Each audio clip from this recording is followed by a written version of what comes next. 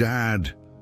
The voice cut through the armored glass of the Mercedes like a blade. Arthur Miller froze, his hand on the door handle, eyes locked on the pregnant barefoot girl, soaked in rain, who had just knocked on his car window selling flowers.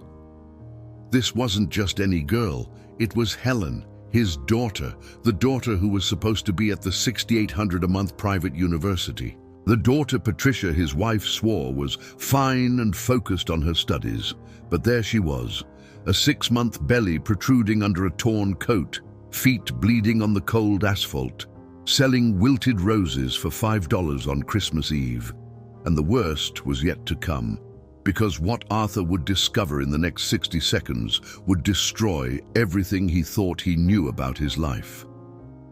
The bouquet of flowers fell from Helen's trembling hands and exploded on the ground. Red petals scattered like blood between the tires of the cars, stopped at the light. She staggered backward, a hand flying to her mouth, eyes wide in pure panic, not joy at seeing her father, but terror. Terror of him. His own daughter was afraid of him, or worse, ashamed to be seen like this. Arthur felt the world spin, the Christmas night with its blinking decorative lights and cheerful carols twisting into a vivid nightmare. How?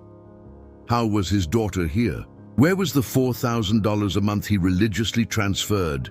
Where was the Brooklyn Heights apartment? Where was the life he was so sure he was paying for? Helen turned to run. She was going to run from him. "Helen!"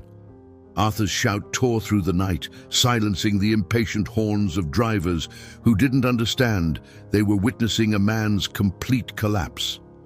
He stumbled out of the car, tripping over his own feet, his $4,500 Italian shoes landing on the shattered roses. Behind him, the Mercedes door was left open, engine running, the stereo playing Silent Night at a low volume.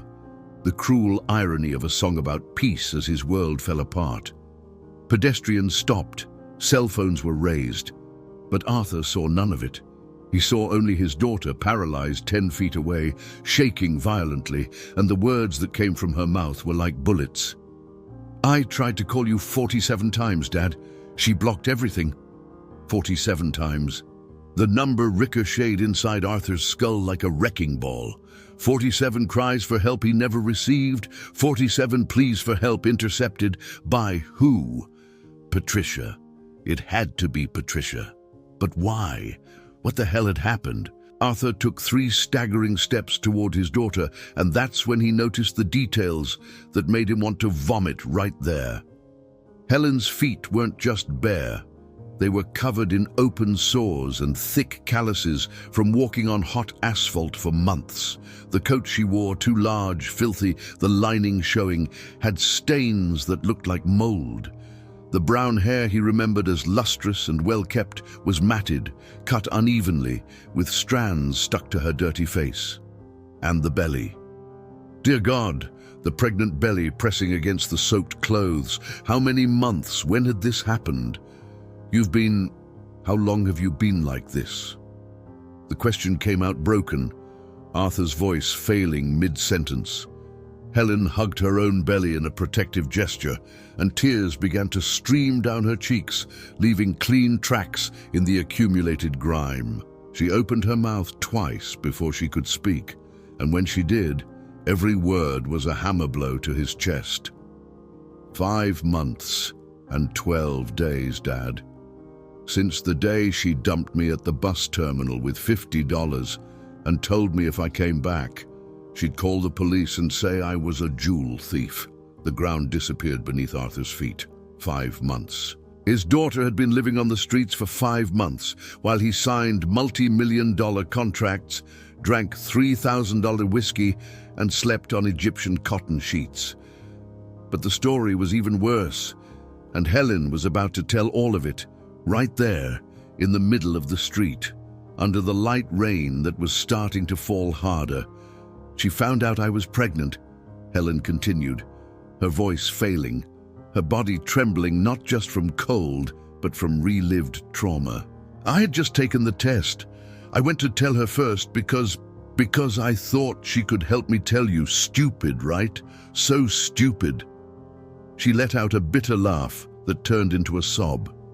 She locked me in my room for 2 days, said I was a slut, useless, that I was going to ruin her reputation. She gave me an ultimatum. Either I had an abortion or I disappeared from your lives. Arthur felt his legs give way. He knelt on the wet asphalt, hands outstretched but not touching his daughter, as if he didn't deserve to. I said I wouldn't have an abortion, Helen whispered, one hand stroking her protective belly.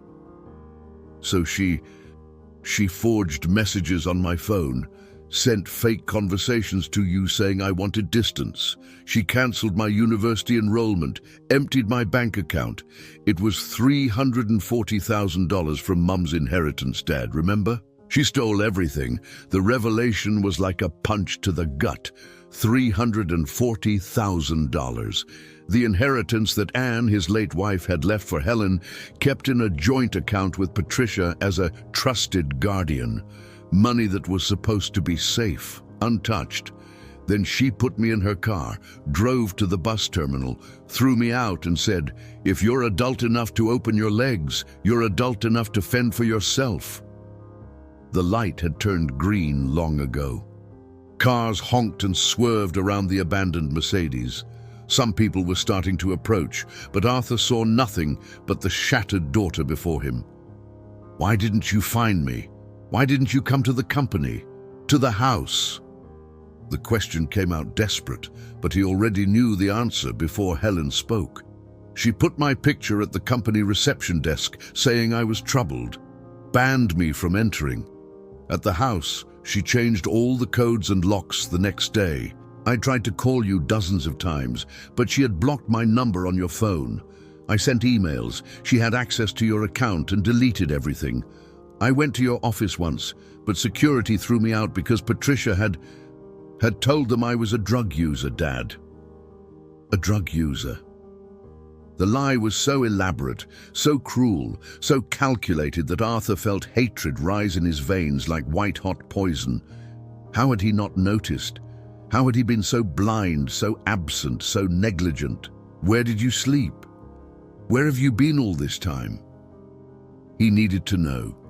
He needed to understand the scale of his failure. Helen looked at the ground, her voice a thin thread.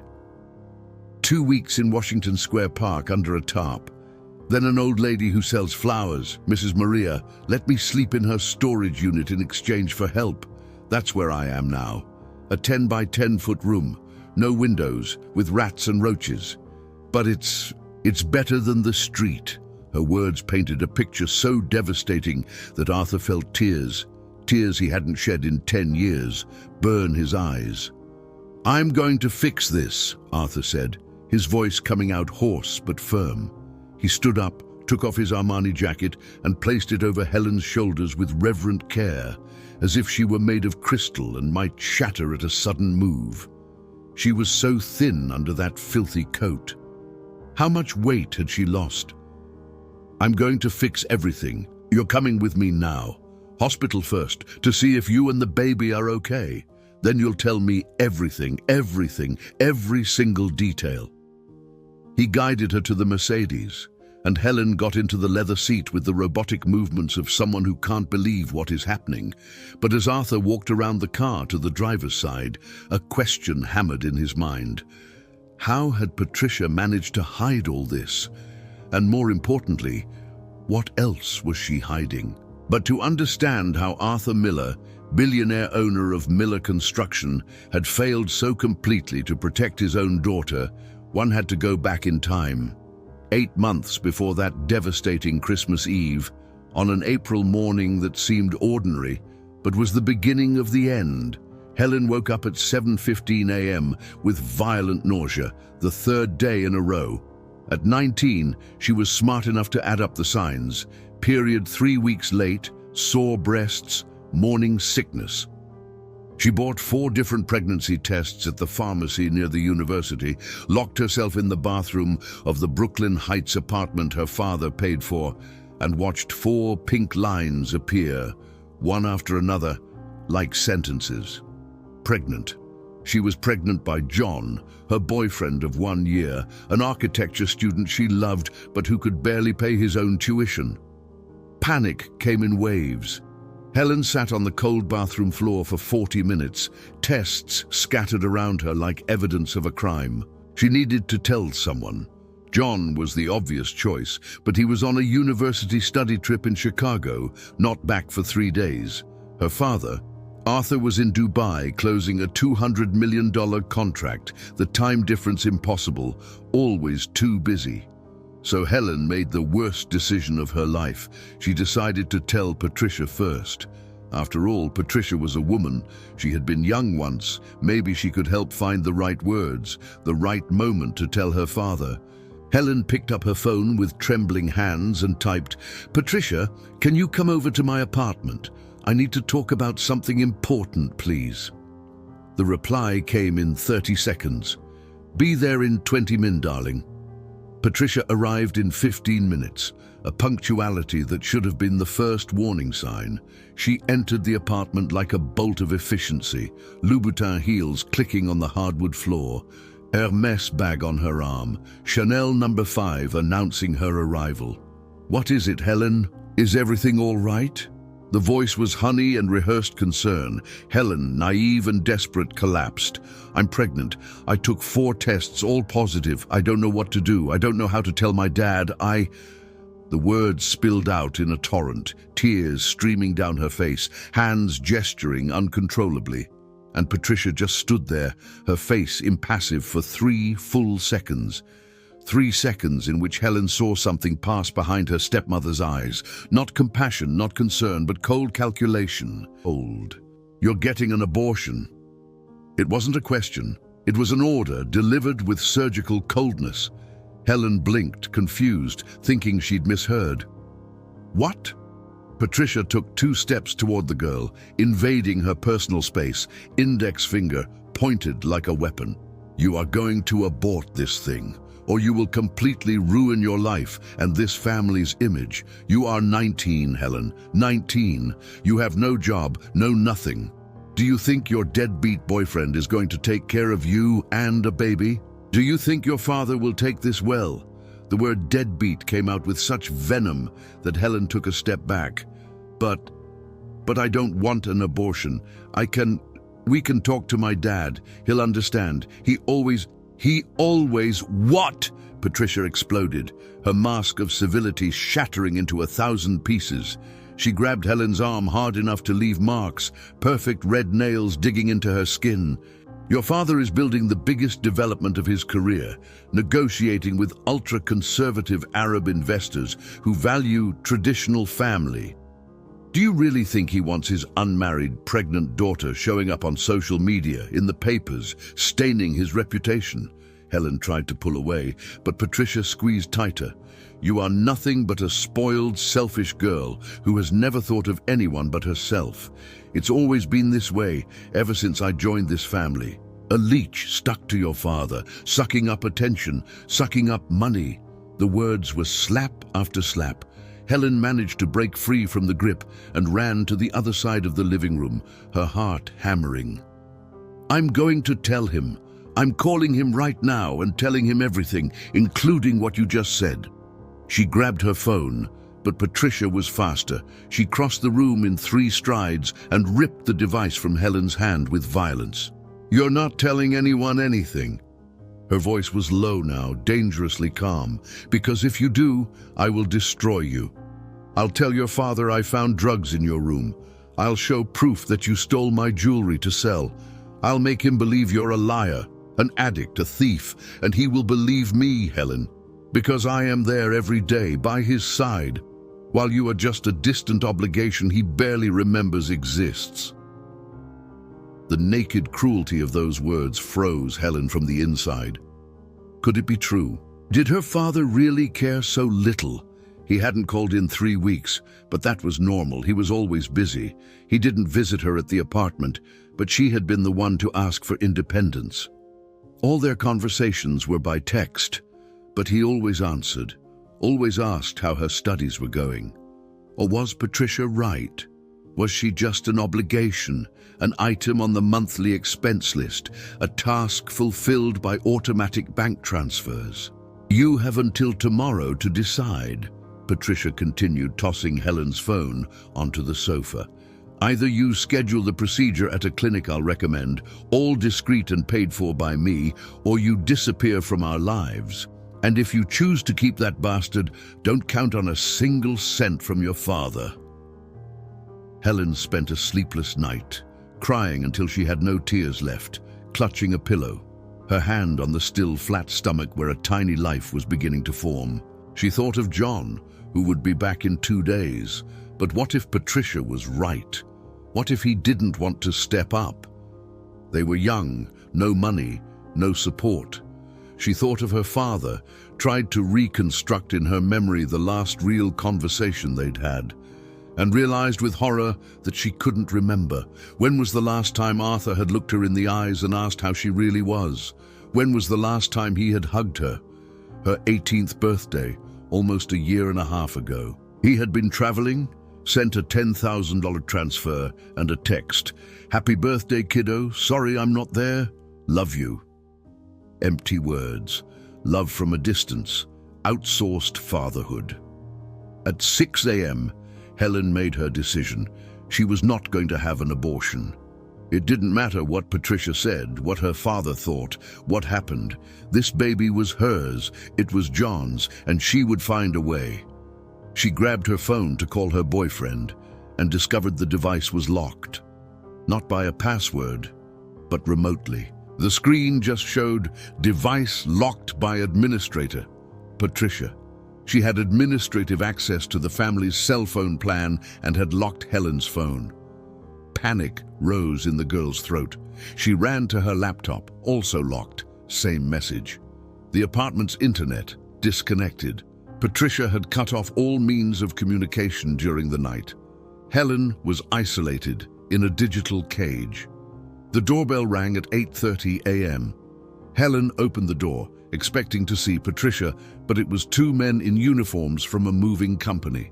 "Good morning. We're here to pick up Miss Helen Miller's belongings. Orders from Mrs. Patricia Miller." Helen was paralyzed. "Pick up my belongings? For where?" One of the men consulted a clipboard. "The lease has been terminated. You've been relocated. We have authorization right here, signed by the owner, Mr. Arthur Miller." He showed her a document with her father's digital signature. Forged. It had to be forged, but it looked real. "There's a mistake. I didn't..." Patricia's voice cut in from the hallway. "There's no mistake, Helen. You made your choice." She appeared at the door, a predator's smile, accompanied by a private security guard. "Now you get to live with the consequences. You have 5 minutes to grab personal documents and underwear. The rest stays." Patricia crossed her arms, leaning against the doorframe like a queen observing an execution. Helen looked around the apartment that had been her home for 3 months. The beige sofa she had chosen, the plants she tended on the balcony, the architecture books stacked on the study table. Everything would be left behind as evidence of a life that was being erased in real time. The moving men were already starting to pack boxes with robotic efficiency, indifferent to the human drama unfolding before them. The private security guard, a man nearly 7 feet tall, arms crossed over his broad chest, blocked the exit. There was nowhere to run. "Please." Helen's voice came out broken, the last shred of hope shattering. "Please, just let me call my dad. Just one call. He doesn't know about this. He didn't authorize this." Patricia took 2 slow steps toward the girl, her heels marking each movement like the ticking of a time bomb. When she was inches from Helen's face, she whispered low enough for only her to hear. "Your father is in a meeting with Saudi sheikhs, closing a $200 million deal. Do you really think he's going to drop everything to answer a call from a problem child he barely remembers exists? He gave me full power of attorney over domestic matters. I am the mistress of this house, this family, this life, and you are no longer welcome. Full power of attorney." It was true. She vaguely remembered Arthur mentioning it months ago, something about making things easier while I travel so much. He had given Patricia legal power over family decisions, trusting she would act in everyone's best interest. How could he imagine that power would be used as a weapon? Helen ran to the bedroom, her trembling hands grabbing her school backpack. She threw in 3 changes of clothes, underwear, a toothbrush, a phone charger, useless with the phone locked, but she grabbed it anyway. Her fingers brushed the framed photo on her nightstand. Her at 8 years old, sitting on her father's lap at a construction site, both wearing yellow hard hats and smiling as if the world was perfect. She grabbed the photo, clutching it to her chest. "The photo stays. It's family property." Patricia's voice came from the bedroom doorway, icy. Helen spun around, hugging the frame tighter. "It's the only photo I have of my mum and dad together with me. You can't..." Patricia advanced, ripping the picture frame from Helen's hands with enough violence to shatter the glass. Shards fell to the floor, and Patricia threw the ruined frame onto the bed. "I can do whatever I want. Now take that ridiculous backpack and get out before I call the police and say you tried to assault me." She held up her cell phone, a finger hovering over the emergency button. "Do you really want to test if they'll believe the pregnant, hysterical stepdaughter or the respectable wife of Arthur Miller?" The 5 minutes were up, like a death sentence. Helen was escorted out of the apartment by the security guard, who gripped her arm with unnecessary force when she hesitated at the door. Patricia followed them to the elevator, watching with satisfaction as Helen entered, backpack on her shoulders, eyes red and swollen. As the doors began to close, Patricia held one of them open.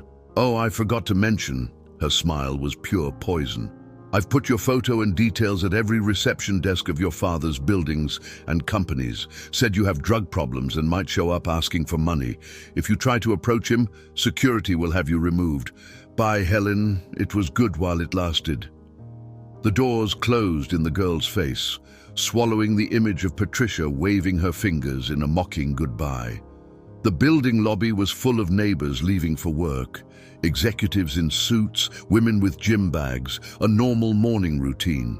Helen crossed the space with her head down, certain that everyone was watching, judging, aware of her shame.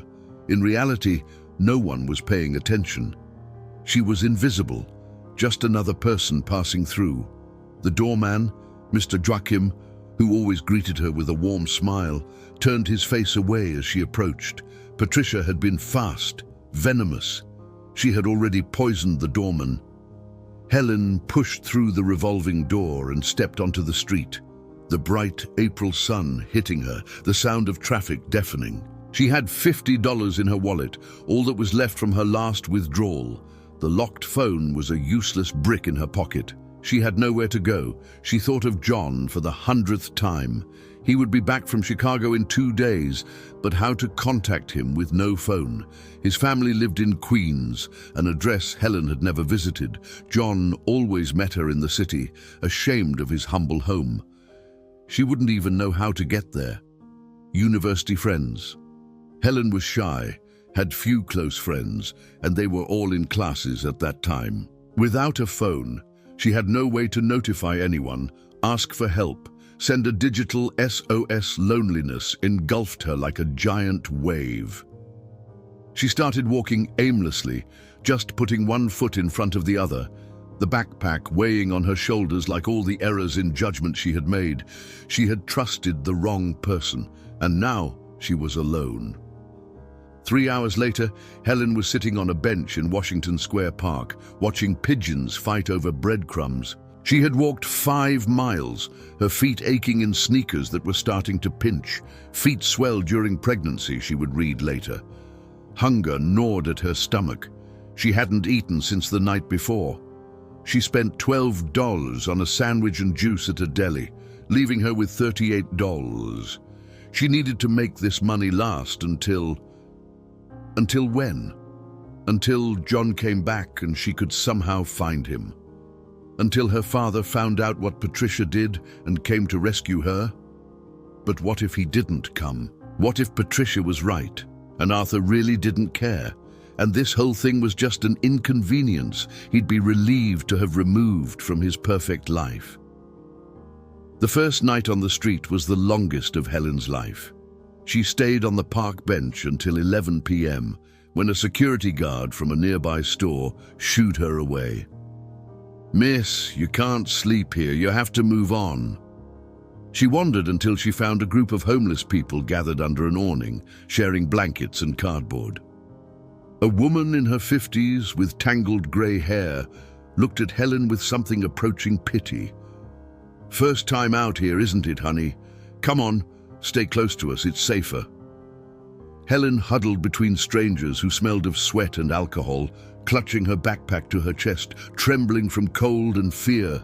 The city sounds never stopped. Sirens, distant shouts, music from bars, garbage trucks. She didn't sleep a wink. Dawn broke, and Helen was alive. That was something. She spent the second day trying to use internet cafes. All required ID and upfront payment she couldn't make. Public libraries, computers always busy, access required registration that took days. She tried using a payphone to call her father. His corporate number went straight to voicemail.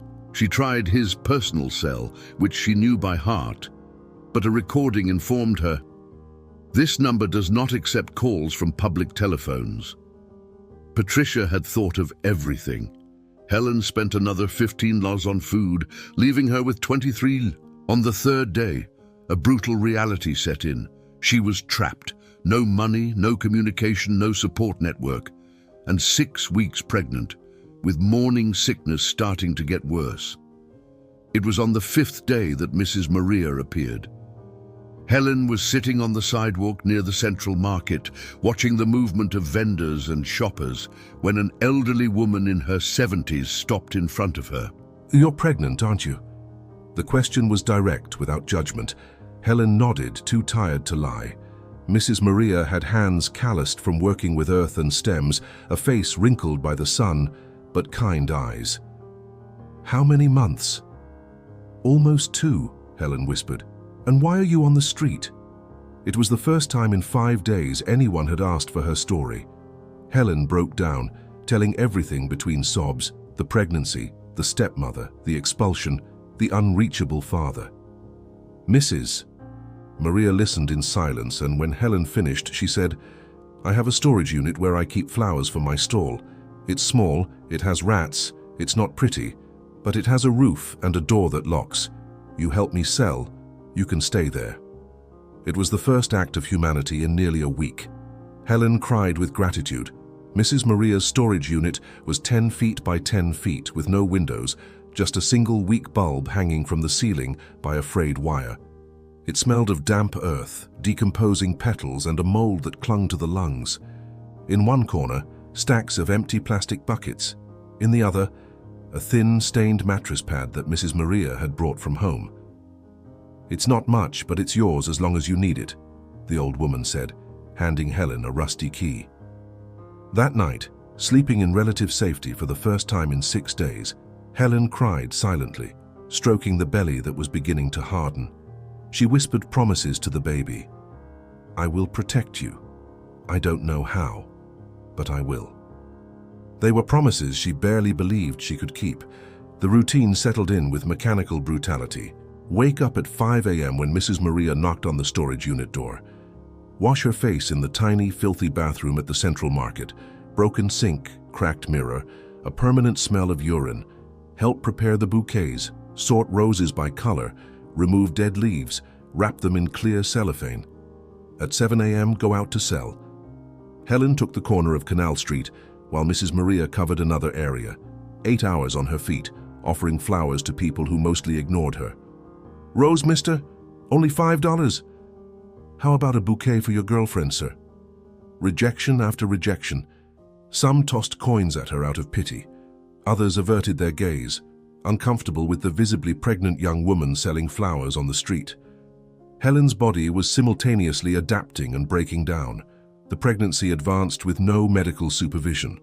No ultrasound, no vitamins, no prenatal appointments. She ate what she could: bread rolls, bananas, scraps that market vendors sometimes offered with compassion. Her belly was growing too slowly, according to the other street women. "You're too thin, girl, that baby needs food." Morning sickness turned into violent vomiting that left her trembling. With no money for sanitary pads, when the pregnancy caused light warning bleeds, she used toilet paper stolen from public restrooms. Her dignity was being eroded, one piece at a time. John returned from Chicago, but Helen never managed to find him. She went to the university twice, but the campus was huge and she didn't know his schedule. She left a message with the secretary. "Please, tell John Silver that Helen was looking for him." But John never got it. She would later find out that Patricia had called him a week after the expulsion and told him that Helen had aborted the baby and run off with another man to the countryside. She asked not to be contacted, said she wants a fresh start, far away from everything. John, devastated, believed her. He tried calling Helen dozens of times, but the number was blocked. Eventually, he gave up, thinking she had truly chosen to disappear. He never knew she was just miles away, searching for him desperately. The months dragged on like torture in slow motion. May turned to June, June to July. Helen's belly became impossible to hide. 5 months, 6 months. Strangers started asking when the baby was due, if she had medical care, where the hospital was. She would lie. "Everything's fine. I have a doctor. This is just to save extra money." But nothing was fine. She could feel the baby move now, small kicks and rolls that were simultaneously miraculous and terrifying. How was she going to give birth? Where? Mrs. Maria promised to help, said she knew a community midwife, but Helen was scared. Scared of dying in childbirth, scared of the baby dying, scared of bringing a life into the world with absolutely nothing to offer. She tried to contact her father another 20 times over the months. She went to the headquarters of Miller Construction in August, a 20-story glass and steel building in the financial district, a symbol of corporate success. But when she tried to enter, 2 security guards blocked her immediately. "Helen Miller? You're on the block list, miss." "You can't enter," she pleaded. "I just need to talk to my father. 5 minutes, it's urgent." One of the guards, younger, looked uncomfortable, but the older one was inflexible. "Orders from Mrs. Patricia Miller. You need to leave, or we'll call the police." Helen stood on the sidewalk across from the building for 3 hours, waiting to see the black, chauffeured Mercedes that brought her father. He never appeared. He was in New York, but working from home that week. The clothes she had in her backpack stopped fitting by the 4th month of pregnancy. She started wearing donations, a huge floral dress Mrs. Maria got from a church bazaar, a pair of men's sweatpants tied with a makeshift rope, a winter coat 3 sizes too big that someone left on a bench and she took. Her sneakers wore out until they tore. She walked so much that the sole developed a hole. For nearly a month she walked with torn shoes, feeling the hot or cold asphalt directly on her feet through worn-out socks. When the sneakers finally disintegrated completely in September, she had no choice. She started walking barefoot. Her feet developed thick calluses, cracked, bled, and calloused over again. They became the feet of a survivor. Mentally, Helen oscillated between determination and despair. There were days when she woke up with a fierce purpose. "I'm going to sell 50 bouquets today. I'm going to save every cent. When the baby is born, I'll find a way." Those were the good days. On the bad days, she would stay in the storage unit crying for hours on end, certain she would be a homeless mother, that the baby would be taken by social services, that she would never get out of this hole. Suicidal thoughts visited a few times, especially in the sleepless early morning hours when the baby kicked and she whispered apologies. "I'm so sorry you have such a useless mother. I'm so sorry I brought you into this horrible life." But always, always, the maternal instinct screamed louder. You have to survive for him. Her health deteriorated visibly. Helen had lost 18 pounds in the first 3 months despite the pregnancy. The stress and poor diet were burning through her body. Later, she gained only 11 pounds when she should have gained 33. Her face was drawn, dark circles a permanent fixture, her hair dull and brittle from lack of nutrients. She cut her own hair with dull scissors in July, an uneven masculine chop because it was impossible to care for. Recurring urinary tract infections. No money for medicine, just drank lots of water and prayed it would pass. Once, Abdominal pain so severe she was sure she was losing the baby. She spent the night vomiting with a fever, Mrs. Maria praying beside her. Dawn came and the baby was still moving. A miracle or stubbornness, Helen didn't know. December arrived with promises of Christmas that sounded like cruel jokes. The city decorated itself with colorful lights and sparkling garlands. Shop windows displayed expensive gifts. Malls played cheerful songs about family and love. Helen, now with a visibly shocking 6-month pregnancy, sold Christmas roses. A surprise for dinner, ma'am, table decoration. Some people bought out of pity, leaving $10 or $20 tips. She saved every cent in a tin hidden in the storage unit. She had $340 saved, which Mrs. Maria helped her guard. It was for the birth and the first few weeks with the baby. It was pathetic and insufficient, but it was all she had. It was the saddest, strangest Christmas of her life, but also the last one before everything would change, because on Christmas Eve, at an ordinary traffic light, her world and her father's world collided once again. St. Helens Private Hospital was everything the flower storage unit was not. Bright fluorescent lights, the clean smell of antiseptic, immaculate white hallways, a reverent silence broken only by the beeping of monitors. Helen was sitting on an examination table in the obstetric emergency room, wearing a light blue hospital gown that finally covered her belly properly. A nurse was taking her blood pressure for the 3rd time, frowning with concern. 1 to 30 over 95, still high. When was the last time you ate real protein, honey? Helen couldn't remember. Meat, weeks. Eggs, maybe a month. The nurse shook her head and wrote something on the clipboard with worrying urgency. On the other side of the curtain, Helen could hear Arthur's voice on the phone in a tone she hadn't heard in years. Pure, uncontrolled fury. Patricia, you have exactly 20 minutes to get out of my house before I arrive with the police. Her father's voice cut through the curtain like a sharp blade. Helen closed her eyes, trying to process that this was really happening, that he was here, that he had called home, that he was confronting his stepmother. I don't want to hear a word from you, not one. You stole $340,000 from my daughter. You forged documents. You threw her out of the house pregnant. His voice broke and Helen felt tears stream down her own cheeks. It was the first time in 5 months she had allowed herself to cry from anything other than despair. She was crying from relief, from anger, from too much accumulated pain to fit in one body. 20 minutes, Patricia. And get your lawyers because you're going to need them. The ultrasound was scheduled for 15 minutes from now. The obstetrician on duty, Dr. Camilla, in her 40s, with kind but serious eyes, sat next to Helen and held her hand. Helen, I'm going to be honest with you. Given your physical state and the history you've told me, this pregnancy is at significant risk. Severe maternal malnutrition, a complete lack of prenatal care, extreme stress. She paused, choosing her words carefully. We're going to run every test now, but I want you to prepare yourself psychologically for possible complications. The fear Helen had kept buried for 5 months exploded to the surface. Is my baby going to die? The question came out in a strangled whisper. We're going to do everything to stop that, Dr. Camilla replied, but her eyes said it was a real possibility.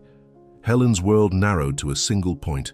Please, God, if you exist, don't take my baby now that there's finally hope. Arthur entered the room just as they were putting the cold gel on Helen's belly for the ultrasound. He had red, swollen eyes.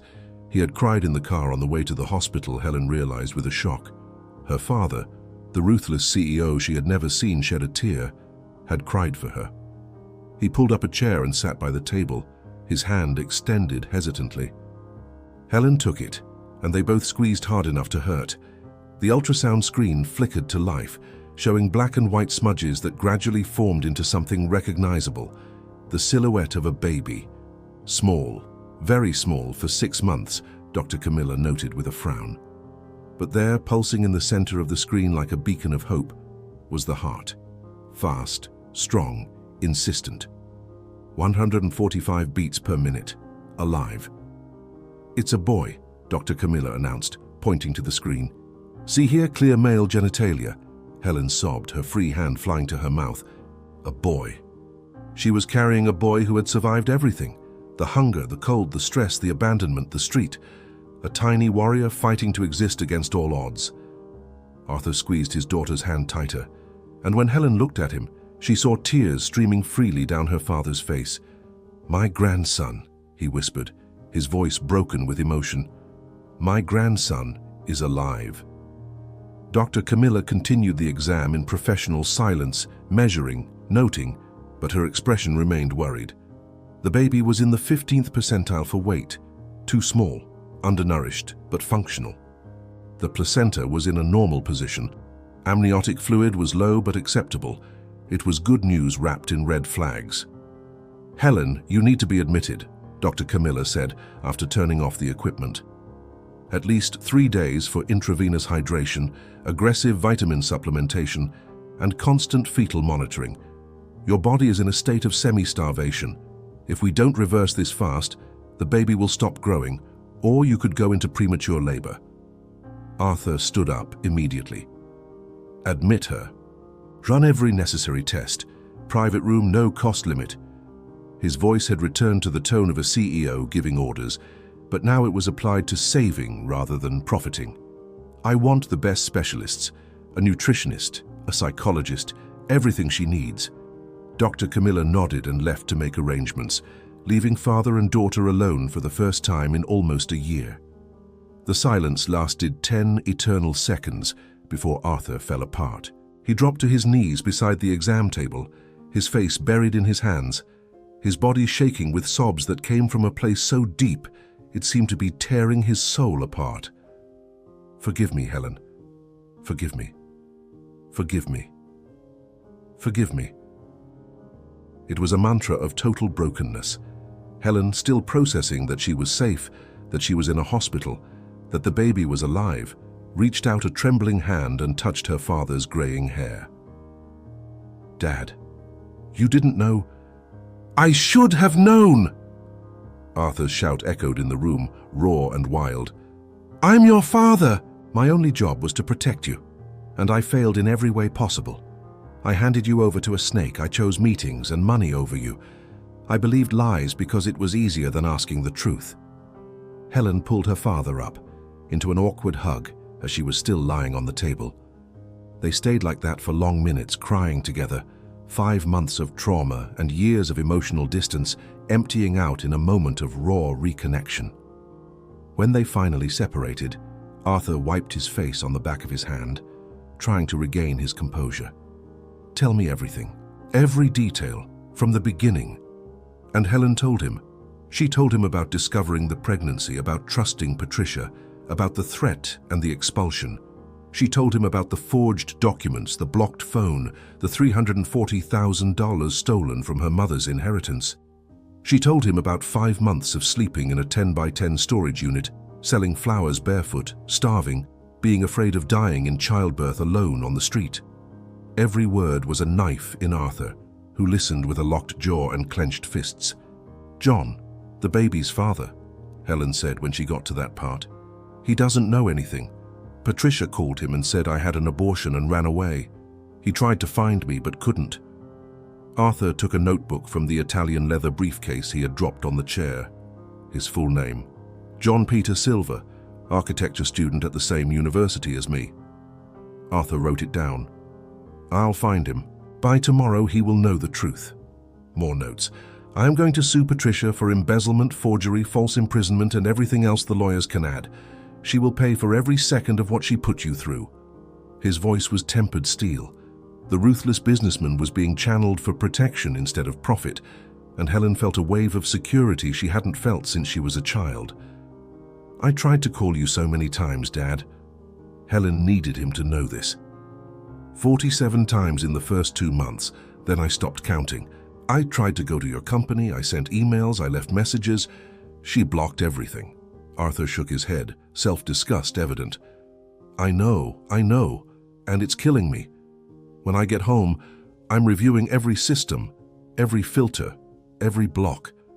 I'll find out exactly how she did it, and I will make sure no one can ever isolate me from you again."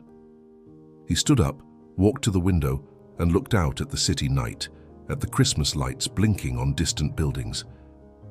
"I spent 10 years building an empire and losing my only daughter in the process. What kind of success is that? What good is having $1 billion if I wasn't there when you needed me most? The nurse returned with admission paperwork and a cocktail of medications.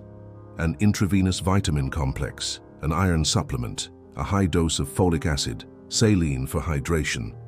They inserted an IV into Helen's vein and hung 3 bags of fluid on a metal stand. It'll take about 4 hours for this first round, the nurse explained. Then we'll bring dinner. The nutritionist is already preparing a gestational recovery meal plan. Dinner. Real food, prepared by a nutritionist in proper portions. Helen felt her mouth water just thinking about it. How long since she'd eaten until she was full? Months. A lifetime ago. "Thank you," she whispered, and the nurse smiled gently before leaving. Arthur returned to the chair, and this time he took Helen's hand with the firmness of a promise. "I'm not going anywhere. I'm cancelling meetings, trips, everything. You are the priority now. You and my grandson." The house was different when Patricia opened the door 3 hours after Arthur's call. She had used the time to pack jewelry, transfer funds from accounts she still had access to, and delete compromising emails. She thought about fleeing. She had a passport and $2.3 million in an offshore account in the Cayman Islands that Arthur didn't know about. But fleeing would be an admission of guilt, and Patricia still believed she could manipulate the situation. Arthur was weak when it came to domestic confrontation. She could always turn the tables with well-placed tears and carefully constructed arguments. This time would be no different, she thought, as she entered the lit living room. But something in the air, an electricity of contained rage, should have served as a warning. Arthur was standing near the glass window overlooking the city, hands in his pockets, posture rigid. He didn't turn when she entered. "Arthur, darling, can we talk about this calmly?" Patricia began in a silk-smooth voice, the one she used to diffuse conflicts. "Helen has always been a troubled girl, you know that. I tried to help, but—" "Shut up." The 2 words were so icy that Patricia stopped in the middle of the room. Arthur turned slowly, and what she saw in his face made her take a step back. Pure, crystallized, mortal hatred. "You stole $340,000 from my daughter, money from her mother's inheritance, money that was untouchable." He took 3 measured steps toward her. "You forged my signature on lease termination documents. You falsified messages. You blocked contacts on my cell phone." Patricia opened her mouth to defend herself, but Arthur held up a hand, silencing her. "You threw my 19-year-old pregnant daughter out and dumped her at the bus terminal like trash. For 5 months, she slept in a 10-by-10 storage unit with rats. She sold flowers barefoot while pregnant. She starved. She almost lost the baby because you decided that your comfortable life was more important than her life." Each word landed like a gunshot, and Patricia realized with sudden clarity that she had overestimated her control. No tears or arguments could reverse this. Arthur knew everything. "I am going to destroy you," he continued, his voice low but vibrating with promise. "Legally, financially, socially, and personally. When I am done with you, there will be nothing left." On the coffee table were stacked documents that Patricia hadn't seen before. Arthur picked up the first one. Bank statement showing the transfer of $340,000 from Helen's account to yours 3 days after she left the apartment. Embezzlement, a federal crime. Second document. Copy of the rental agreement with a forged signature.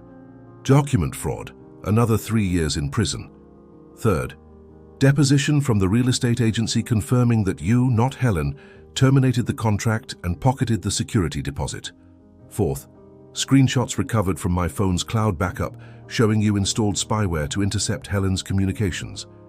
Fifth, recording from my company's reception where you instruct security not to let Helen enter, claiming she is a drug user. Provable slander. The pile continued. 10, 15, 20 documents. Evidence compiled in 3 hours by a team of lawyers Arthur had mobilized with a single phone call. "I have 2 offers for you," Arthur said, tossing the documents back on the table. "First, you go to jail right now. I'll have you arrested for embezzlement tonight, and you'll face the entire trial from a cell. It will be a public scandal all over the papers. Billionaire's wife arrested for stealing from pregnant stepdaughter. Your reputation turns to dust. Your family abandons you. You get 8 to 12 years in prison. Patricia was pale, her hands shaking. Or you return every cent you stole by noon tomorrow. You sign a separation agreement with no right to anything, no alimony, no division of assets, nothing. You leave the country in 48 hours and never come back, and I don't press criminal charges. It was an impossible, yet obvious choice. Prison or voluntary exile. You're blackmailing me, Patricia whispered, a last attempt to regain power. Arthur laughed, a bitter, humorless laugh. I'm offering you mercy you don't deserve. Mercy you certainly didn't give Helen when you left her on the street pregnant. He crossed his arms. Decide now, prison or exile. Patricia calculated quickly. She had $2.3 million hidden offshore. If she returned Helen's $340,000, she'd still have almost $2 million left. She could start over in Portugal or Spain, places where she had contacts. It was humiliating, but it was survival. The deal, she said through gritted teeth. Good. The lawyers are in the study with the papers. You sign everything tonight. Arthur picked up his phone, dialed. You can come up. Less than a minute later, 3 lawyers entered with briefcases full of documents.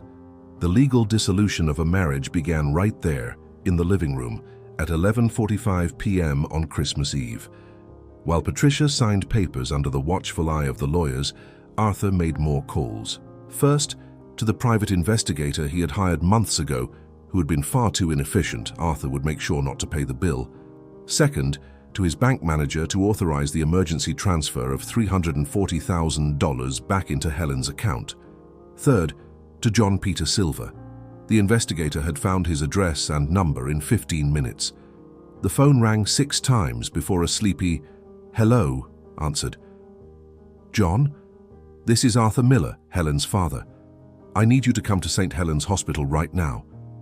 Helen is okay, but she's here, and there are things you need to know about the last few months, about the baby." Shocked silence on the other end. "Baby? What baby? Patricia said she aborted." "Patricia lied about everything. Come now. I'll send a car for you. Give me the address." John arrived at the hospital at 1:17 a.m., hair messy, eyes wide, clothes thrown on in a hurry. Arthur met him in the hallway, and in 5 minutes told him the summarized version. Pregnancy, expulsion, 5 months on the street, reunion tonight. John turned white, then red, then started crying right there in the corridor. "She was looking for me? I looked for her too, I swear, but Patricia said, and the number didn't work."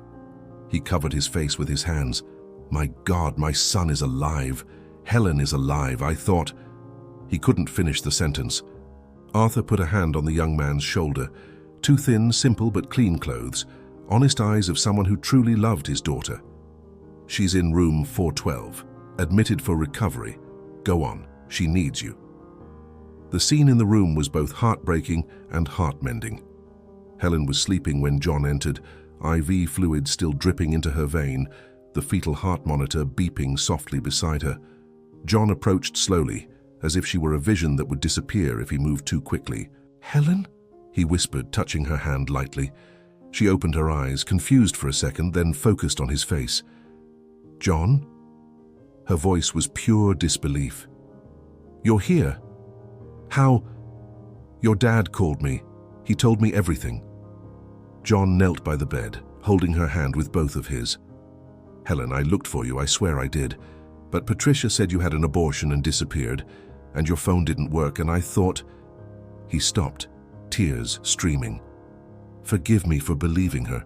Forgive me for not looking harder." "You didn't know," Helen whispered, her free hand going to her belly. "Nobody knew." John looked at her belly, at the monitor showing the baby's heartbeat, back at Helen. "Is it mine? Is it ours?" "It's ours. A boy." John's smile was pure light cutting through the darkness. He leaned in and kissed Helen's forehead, then kissed her belly over the hospital blanket. "Hi, champ, I'm your dad. Sorry I'm late." Helen started crying, for the 100th time that endless night, but now they were tears of relief, of a family being reconstituted, of hope after months of absolute despair. John stayed there holding her hand until she fell asleep again an hour later, exhausted but finally safe. Arthur watched from the doorway, and for the first time in years, he felt that maybe, just maybe, he could fix what he had broken. 3.5 months after that Christmas night, on a sunny April morning, Arthur Miller was sitting in the rocking chair in the nursery he had decorated himself. On the walls, wallpaper with clouds and tiny airplanes. In the corner, a solid imported wood crib. Shelves full of children's books he had already started reading aloud even before the baby was born. And in his arms, wrapped in a light blue blanket, was Ernest, 3 weeks old, 7 pounds of a stubborn miracle, eyes closed in deep sleep. Arthur looked at his grandson with a reverence he didn't know he was capable of feeling. Every tiny breath, every movement of his tiny fingers was living proof of a second chance, of undeserved redemption accepted with overwhelming gratitude. "You're a warrior," he whispered to the baby. "You survived things most adults couldn't, just like your mum." Helen was in the next room, finally at a healthy weight. She had gained 37 pounds in the 3 months after the reunion, under the strict supervision of a nutritionist and obstetrician. The birth had been an emergency C-section in the 38th week, when the baby stopped gaining weight properly. 30 minutes of tension in the operating room, Arthur and John waiting outside with hands clasped in silent prayer, until Ernest's powerful cry echoed down the hall. That cry was the most beautiful music Arthur had ever heard. It meant life, continuity, victory over everything that had tried to destroy his family.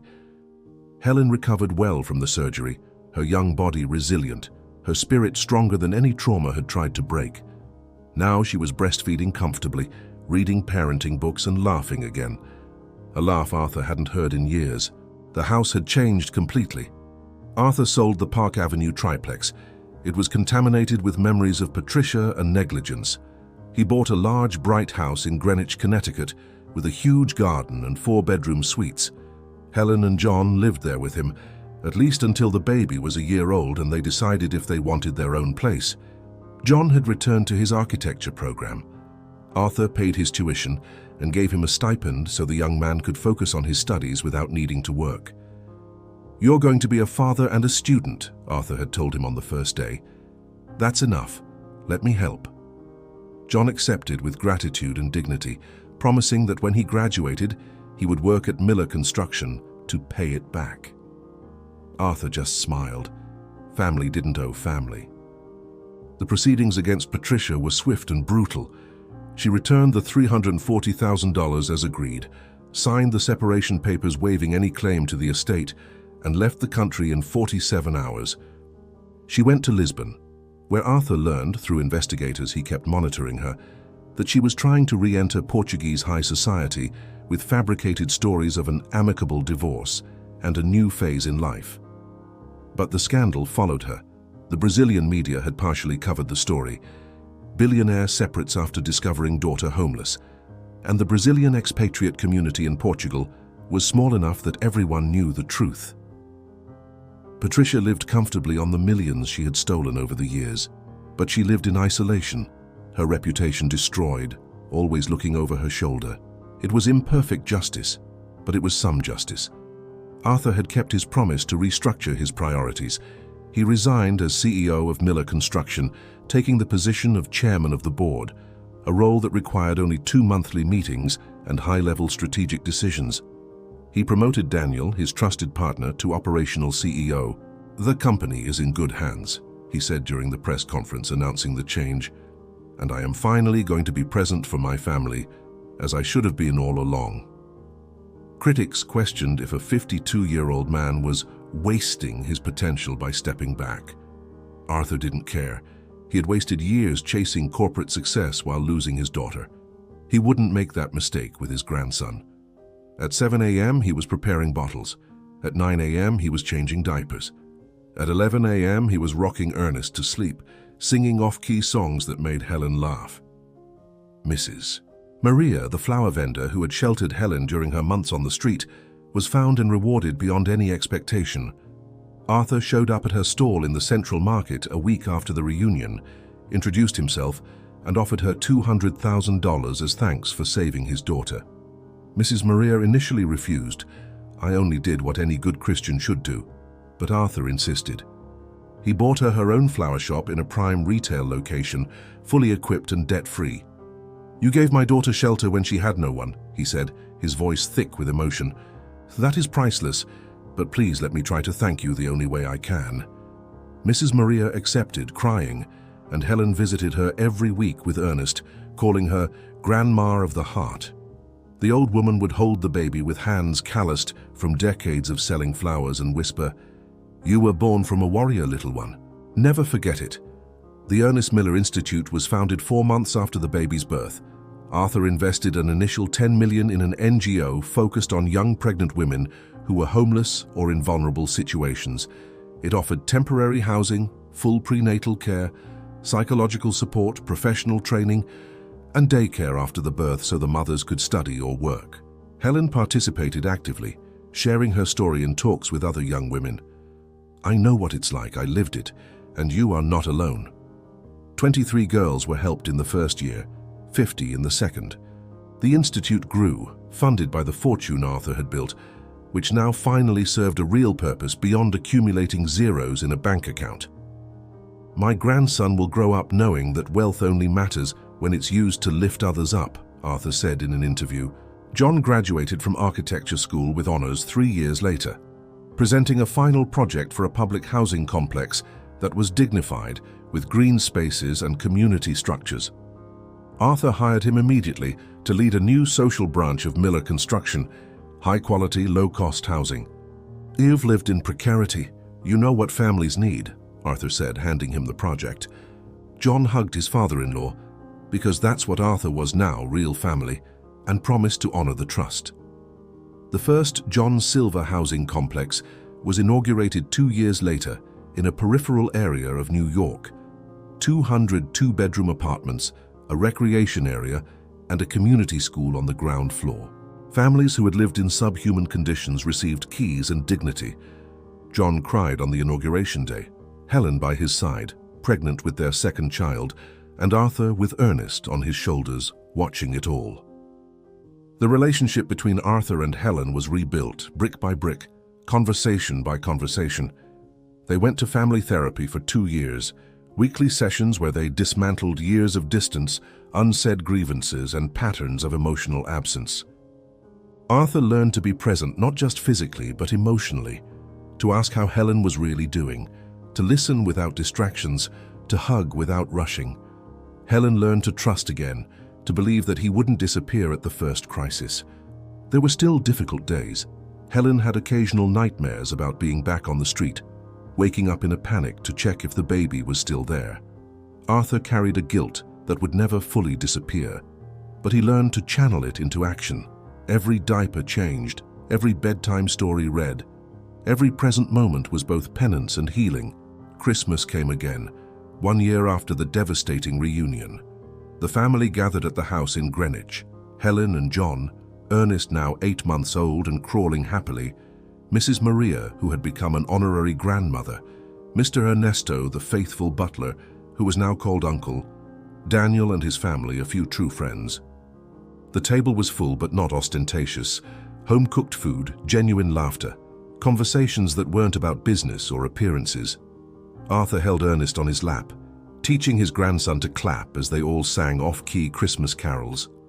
He looked around the room, Helen smiling for real, John telling a bad joke, Mrs. Maria serving French toast she'd made from a family recipe. This was real wealth. Not the millions in the bank, not the dusty business awards in his office. This family, presence, tangible love. Later, when the house was quiet and Ernest was asleep in his crib, Arthur went to Helen's room. She was at the window, looking at the illuminated city, John asleep in the bed behind her. "Can't sleep?" Arthur asked quietly. Helen shook her head. "Just thinking about how fast life changes. A year ago I was selling flowers on the street. Today I'm here with my son sleeping safely, my boyfriend beside me, my dad." She turned to face him, her eyes misty.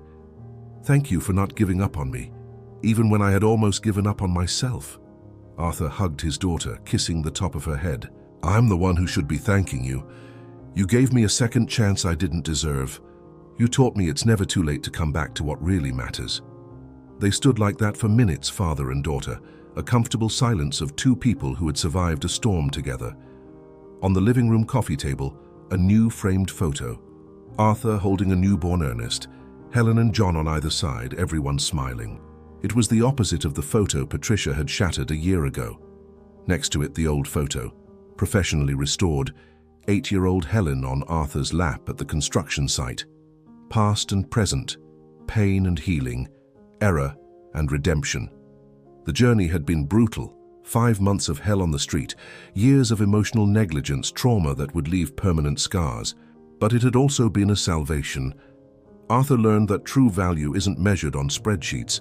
Helen discovered a strength she never knew she possessed, and Ernest was born into a family that would love him fiercely. True success, Arthur would write years later in his autobiography, is not measured in millions built, but in moments you can't buy back. I almost lost all of them. I almost lost my daughter, my grandson, my humanity, but life in its incomprehensible mercy gave me one last chance. And this time, I chose right.